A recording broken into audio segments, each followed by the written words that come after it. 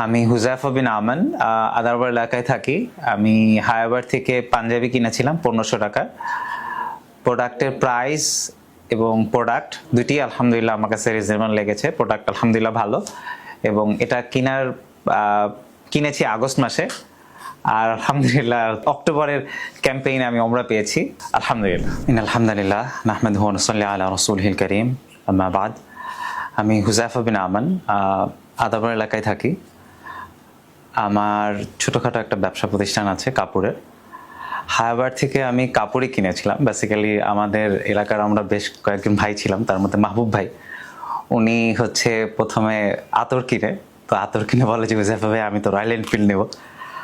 তো উনার এই খোঁচানোতে তখন আমারও একটু পুশ হয় যে আচ্ছা তাহলে তো আমারও একটা কেনার দরকার। পরের দিন আবার ভাইয়া বলে যে হুজাইফা ভাই আর একটা নিয়ে ফেলেন না, আপনি হচ্ছে ওই ইয়ামাহার এফজেড ভার্সন 6 সম্ভবত ওরা দিয়েছিল, সম্ভবত আগস্টের যে ক্যাম্পেইন ছিল। তো তখন ওই খোঁচানোর কারণে একটু ঘাটাঘাটি করা হয় হায়াবার থেকে। তো প্ল্যান করি যে হ্যাঁ ঠিক আছে, উনি একটা নেবে আমি একটা নেব, আর যদি না হয় তাহলে হচ্ছে আমরা প্ল্যান করি যে একটাই দুইজন চালাবো। সো ওই থ্রুতে কিনা 1500 টাকার পাঞ্জাবি ছিল। আমার হিসাবে কাপড়ের মান এবং দামের সাথে কোয়ালিটি ঠিক আছে, খুব আহামরি কিছু না, বাট স্ট্যান্ডার্ড আলহামদুলিল্লাহ। যেহেতু কাপড় নিয়ে কাজ করি সেহেতু এতটুকু বলতে পারি যে যদি কাপড় কিনেন দামের সাথে ওরা প্রাইসিংটা, মানে কাপড়ের সাথে প্রাইসিং এর জিনিসটা ঠিক রেখেছে আলহামদুলিল্লাহ।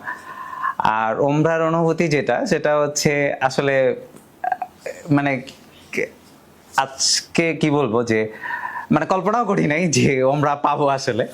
তো এই বছর রমাদানের প্ল্যান ছিল যে ওমরা করতে যাবো ইনশাআল্লাহ, তো নিয়ত করেছি, সবকিছু গুছাচ্ছিও, কিন্তু এইভাবে যে আল্লাহ সুবহানাহু ওয়া তাআলা একটা ব্যবস্থা করে দিবেন সেটা আসলে আশা করিনি। ইভেন সকালবেলাও দোয়া করেছি যদি কিছু হয় আলহামদুলিল্লাহ। ইভেন টার্গেট করিনি যে ওমরা পাবো, জাস্ট দোয়া করেছি। ইভেন ওয়েটও করিনি যে কেউ আমাকে ফোন দিবে।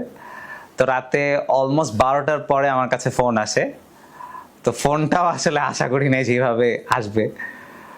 সো আলহামদুলিল্লাহ, আল্লাহুম্মা বারিক। আর দোয়া করছি আল্লাহ হায়াবারের রিজিক ব্যবসায় বারাকা দান করুক, আল্লাহুম্মা আমিন।